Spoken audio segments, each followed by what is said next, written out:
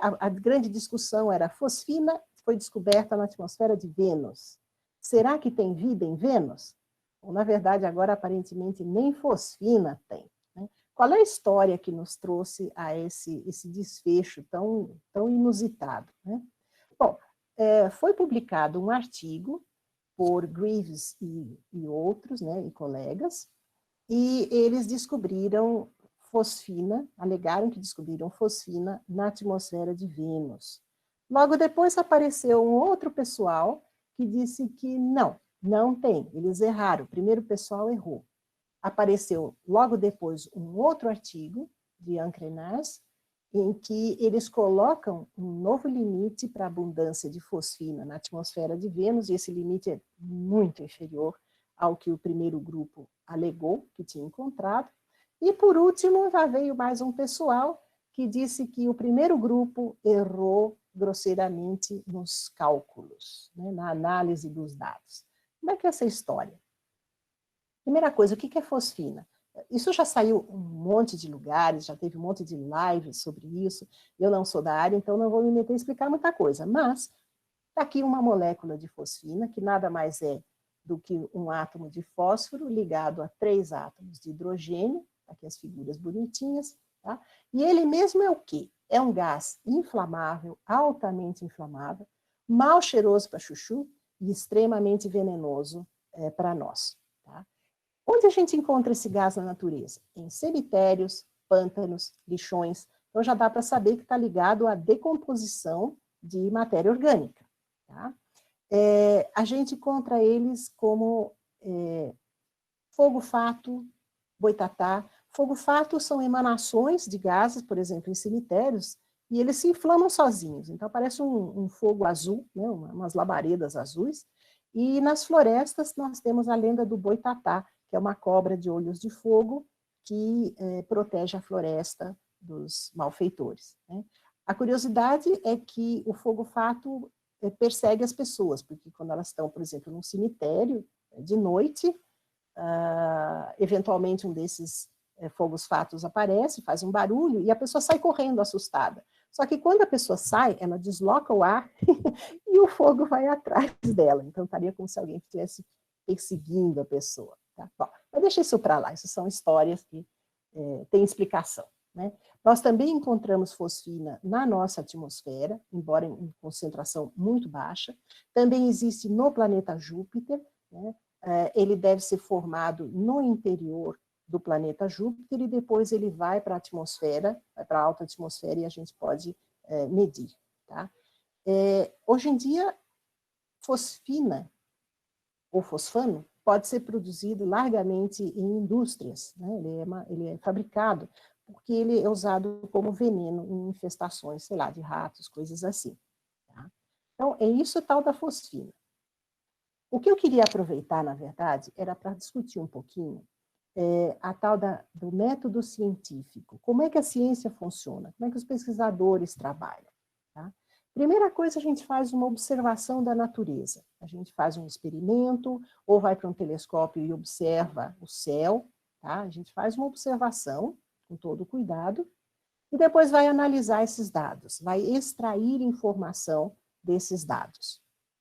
Com base nessa informação, a gente vai, por exemplo, propor uma explicação, propor uma teoria que explique o fenômeno que a gente observou, que explique os dados que a gente obteve. Feito isso, a gente depende fortemente de que os nossos pares, os outros cientistas, comprovem o que a gente encontrou, que é o que não aconteceu com o caso da fosfina. Então, os outros cientistas vão tentar reproduzir os nossos dados, ou vão aplicar a nossa teoria em novos fenômenos, em novas ocasiões, em novos objetos celestes, e ver se funciona a nossa explicação. Se ela funciona ou não, nós precisamos pensar o que fazer. Se não funcionou com determinado experimento, com determinado objeto, com outro grupo de pesquisadores, a gente tem duas soluções. Na ciência tem duas soluções. Ou você joga fora tudo que já foi feito e começa tudo de novo, ou você adapta uma explicação já existente, uma teoria já existente, para que você possa também encampar as novas observações. Tá? E feito isso, pimba, voltamos de novo ao estágio de continuar experimentando, continuar observando, continuando fazendo. A graça do método científico é exatamente isso. Ninguém é dono da verdade, e o que se descobriu hoje não é uma verdade perene, não é para sempre. Tá? Por isso que as explicações vão mudando, os modelos vão sendo aperfeiçoados e novos fenômenos vão sendo explicados. A gente está sempre indo com base em coisas que foram tentadas. E os resultados negativos, as coisas que não dão certo, são extremamente importantes. Lembram que eu falei no começo que a gente já sai de um ponto sabendo que a coisa funciona ou não funciona? Então, você não desperdiça tempo, não desperdiça trabalho das pessoas, não desperdiça recursos financeiros, porque você já sabe que aquilo não funcionou. Mas essa é uma cultura que a grande maioria das pessoas e dos periódicos, né, das revistas, não tem. Porque a gente sempre acha, não deu certo, não vou publicar. Não deu certo, para que eu vou publicar? E esquece de que isso vai economizar muito tempo e esforço de outros grupos que, porventura, queiram trabalhar na mesma coisa que a gente. Tá? Então, esse seria, a grosso modo, o tal do método científico. É assim que a gente trabalha em ciência. Tá? Tenho aqui uma figura da ALMA. Nós estamos olhando para um conjunto de radiostelescópios que trabalham em ondas submilimétricas, ou seja, no infravermelho bem longínquo, nas ondas de milímetros de comprimento. Né? São vários pratos no deserto de Atacama, no norte do Chile. Eles estão a 5.000 metros de altitude, é um lugar lindo. Está com pouca neve aí, né? Tem pouca neve ainda. Tá? E do lado nós temos uma figura do radiotelescópio James Clerk Maxwell, que fica no Havaí, no vulcão adormecido Mauna Kea. Tá? É um vulcão que está extinto há 6.000 anos e tem um monte de telescópios localizados no Havaí, nesse lugar, porque também é um dos melhores lugares do mundo para você instalar não só o radiotelescópio, mas principalmente telescópios ópticos e infravermelhos. Lá está o nosso observatório Gemini, que tem um no sul, no Chile, e um aqui no Havaí, que é hemisfério terrestre norte. Tem o tal do Subaru, que eu falei no começo também, acho que só com o Eloir. Mas, enfim, parece assim cogumelos em cima da montanha. Né? São muito bonitos esses lugares e são os melhores lugares do mundo, um dos poucos melhores lugares do mundo para você colocar telescópios. São esses que foram usados para justamente identificar a fosfina, além do telescópio espacial. A fosfina tem eu achei um resumo muito legal do histórico dele, que até vou estar no próximo slide. Ele foi feito, esse resumo, pelo Salvador Nogueira. Salvador Nogueira é um jornalista científico espetacular. Ele é extremamente competente e ele tem um blog que se chama Mensageiro Sideral, tá aí a referência, depois vocês pegam com o professor, tá? Ele escreve também para a Folha de São Paulo.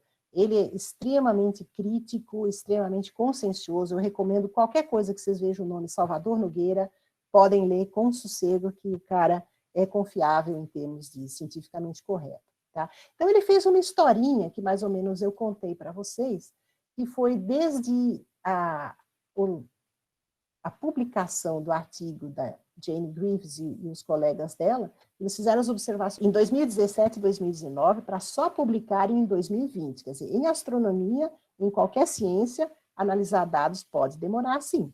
Tá?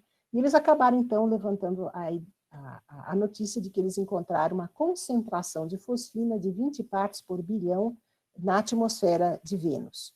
E eles descartaram origens naturais, do tipo geofísicas, não tinha processo químico que explicasse, então eles foram cautelosos, sabe, que talvez pudesse ter origem microbiana, e foi aí que explodiu a história. No mesmo momento, outros estudiosos foram atrás, buscando explicações geológica, porque, por exemplo, na Terra, vulcões jogam fosfina para a nossa atmosfera. Começou todo mundo a sair correndo para ver se batia essa informação ou não. Logo depois, a Thérèse Encrenaz e colegas do Observatório de Paris procuraram observações no infravermelho, numa região diferente do ALMA, né, para poder comprovar a fosfina. E eles não encontraram fosfina tão presente assim na atmosfera de Vênus. Eles encontraram o número 5 contra o número 20 do artigo original. Então, fosfina já não era uma coisa assim tão presente na atmosfera. Logo depois, nós estamos falando isso em questões de dias, imagina como essa turma estava correndo dia e noite para analisar dados, né? Todos os grupos concorrentes. Né? Então, Ignaz Snelly e colegas de Leiden, Países Baixos, eles criticaram severamente os métodos do primeiro grupo, da Jane Greaves, e disseram que os métodos que eles usaram só introduziram ruído, ou seja, só deturparam as medidas, só confundiram as informações e que, portanto, como o método não era válido, não se encontrou coisa nenhuma que não tem fosfina dentro de uma certa janela de confiabilidade, não tem fosfina na atmosfera de Vênus. É isso que está escrito aqui como evidência estatística, ou seja, fazendo conta você não consegue provar com muita certeza de que tem fosfina em Vênus. E aí o próprio Salvador Nogueira diz que, estranhamente, o ALMA recolheu todos esses dados do seu banco de dados públicos, alegando problemas de calibração, de qualidade, e retirou esses dados. Né?